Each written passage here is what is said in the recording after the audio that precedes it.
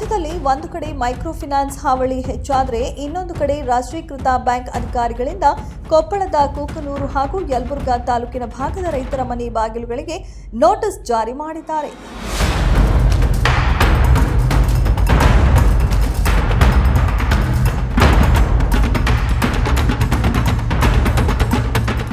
ರಾಷ್ಟ್ರೀಕೃತ ಬ್ಯಾಂಕ್ ಅಧಿಕಾರಿಗಳು ರೈತರಿಗೆ ಮರು ಸಾಲ ಕಟ್ಟಲೇಬೇಕು ಎಂದು ಮೇಲಿಂದ ಮೇಲೆ ರೈತರ ಮನೆ ಬಾಗಿಲುಗಳಿಗೆ ನೋಟಿಸ್ ಜಾರಿ ಮಾಡಿ ರೈತರ ಖಾತೆಯಲ್ಲಿ ಜಮಾವಣೆಗೊಂಡ ವಿವಿಧ ಸೌಲಭ್ಯದ ಹಣವನ್ನು ಮರು ಸಾಲಕ್ಕೆ ಜಮೆ ಮಾಡಿಕೊಳ್ತಿದ್ದಾರೆ.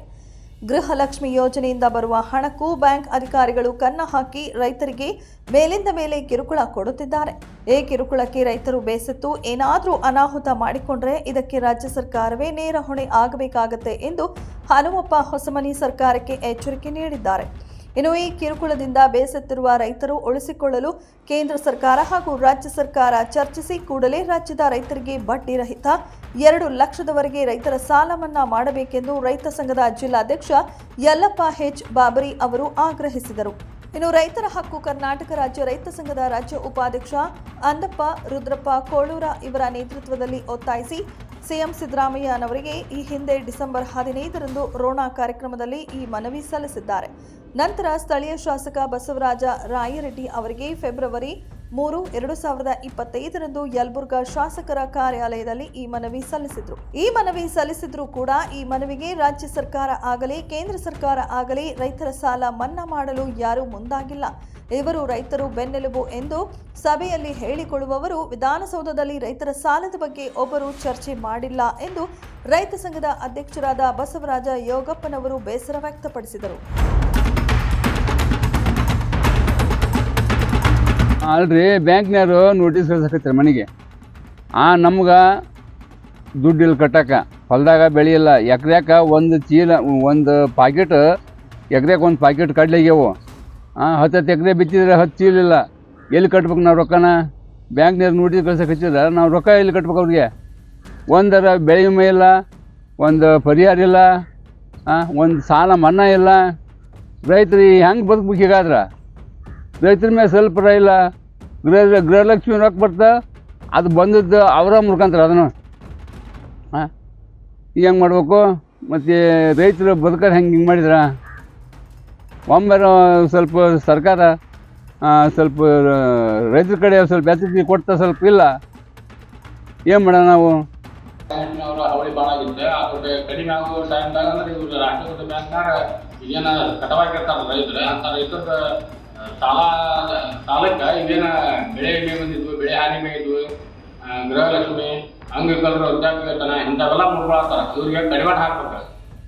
ಮಾನ್ಯ ಮುಖ್ಯಮಂತ್ರಿಗಳಿಗೆ ಹಾಗೂ ಮಾನ್ಯ ಪ್ರಧಾನಮಂತ್ರಿಗಳಿಗೆ ನಾನು ವಿನಂತಿ ಮಾಡ್ಬೋದು ಅಂತಂದ್ರೆ ಈಗೇನು ಈ ರೈತರದ ಅವಳಿ ಇದು ಬ್ಯಾಂಕ್ನಾಗ ಅವಳಿ ತಗೋಬೇಕಂದ್ರೆ ನೀವು ನೇರವಾಗಿ ರೈತರ ಸಾಲ ಸಂಪೂರ್ಣ ಮನ್ನಾ ಮಾಡಬೇಕು. ಮನ್ನಾ ಮಾಡಿದ್ರೆ ಮಾತ್ರ ನಾವು ರೈತರ ಬದುಕಕ್ಕೆ ಸಾಧ್ಯ. ಇಲ್ಲ ಅಂತಂದ್ರೆ ಇವು ಕಿರುಕುಳಕ್ಕೆ ಆತ್ಮಹತ್ಯೆ ಅಂತೂ ಜಾಸ್ತಿ ಆಗ್ತಾವೆ. ಈಗಾಗಲೇ ನಮ್ಮ ಜಿಲ್ಲೆಯಲ್ಲಿ ಸಾಕಷ್ಟು ಆಗ್ಯಾವು, ನಮ್ಮ ರಾಜ್ಯದಲ್ಲಿ ಸಾಕಷ್ಟು ಆಗ್ಯಾವು. ಇವನ್ನೆಲ್ಲ ನೋಡ್ತೀರಿ, ನೀವು ಅವ್ರು ಸರ್ಕಾರಿ ಪರಿಹಾರ ಕೊಡ್ತೀರಿ, ಆದರೆ ಸತ್ತಾವ ಹೊಳ್ಳಿ ಬರೋಲ್ಲ. ಅದಕ್ಕೆ ದಯವಿಟ್ಟು ನಾನು ವಿನಂತಿ ಮಾಡ್ಬೋದು ಅಂದ್ರೆ ಸಂಪೂರ್ಣ ರೈತರ ಸಾಲ ಒಂದು ಮನ್ನಾ ಮಾಡಿಬಿಡ್ರಿ.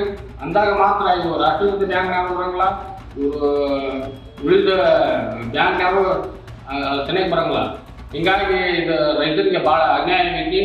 ಈ ಯಾವಾಗ ಇವು ಆತ್ಮಹತ್ಯೆ ಮಾಡ್ಬಿಟ್ಟು ಹೇಳಕ್ಕೆ ಬರೋಲ್ಲ. ಅದಕ್ಕೆ ಶೀಘ್ರ ಸಾಲ ಮನ್ನಾ ಮಾಡಿ ಅಂತೇಳಿ ತಮ್ಮ ಕೈ ಮುಗಿದು ವಿನಂತಿ ಮಾಡ್ಕೊತೀನಿ.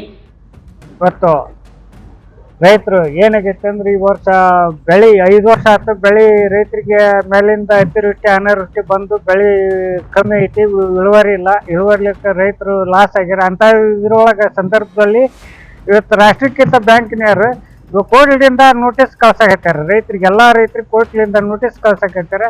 ಕೂಡಲೇ ಅದನ್ನೇನು ರಾಜ್ಯ ಸರ್ಕಾರ ಕೇಂದ್ರ ಸರ್ಕಾರ ಕೂಡಿ ರೈತರ ಸಾಲ ಮನ್ನಾ ಮಾಡೋಂಥ ವ್ಯವಸ್ಥೆ ಮಾಡ್ಬೇಕು. 5-6 ವರ್ಷ ತನಕ 10-15 ವರ್ಷ ತನಕ ರೈತರಿಗೆ ಯಾವುದು ಮಾಲ್ ಕೈಗೆ ಹತ್ತಲಾರ್ದಕ್ಕ ಲಾಸ್ ಆಗಿದ್ಕನೇ ಇವತ್ತು ಹೊಲಕ್ಕೆ ಭೂಮಿಗೆ ಮಾಡೋಕ್ಕಾಗಲಿ ಸಾಲ ಮಾಡ್ಕೊಂಡಿರ್ತಾರೆ. ಸಾಲ ಮಾಡ್ಕೊಂಡಿರ್ತೈತೆ ಈಗ ಬೆಳೆ ಇಲ್ದಾನ ಅವ್ರು ಕಟ್ಟಂದ್ರೆ ಎಲ್ಲಿಂದ ಕಟ್ಬೇಕು? ಅವ್ರ ರೈತರಿಗೆ ಏನಾರು ಒಂದು ವೇಳೆ ಹೆಚ್ಚುವರಿ ಇವತ್ತು ನೋಟಿಸ್ ಕಳಿಸಿ ಹೆಚ್ಚುವರಿ ಆತ್ಮಹತ್ಯೆ ಮಾಡ್ಕೊಳ್ಳೋದಾಗಲಿ ಏನಾರು ಒಂದು ಅನುಭವ ಆತಂದ್ರೆ ಸರ್ಕಾರವೇ ಕಾರಣ ಆಗ್ಬೇಕಾಗತ್ತ.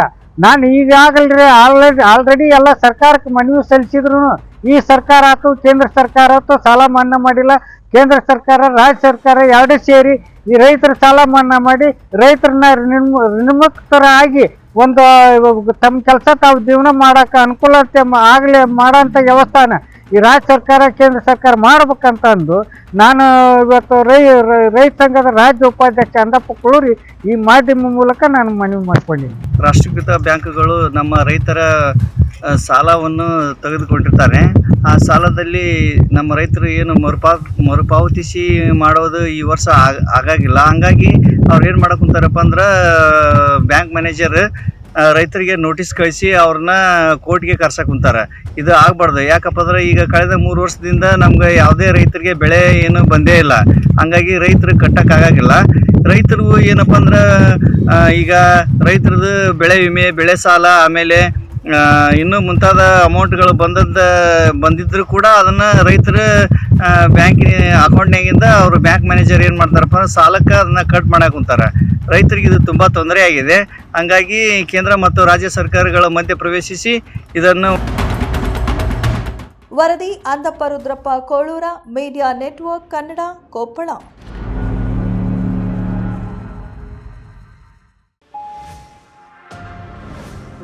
Media network.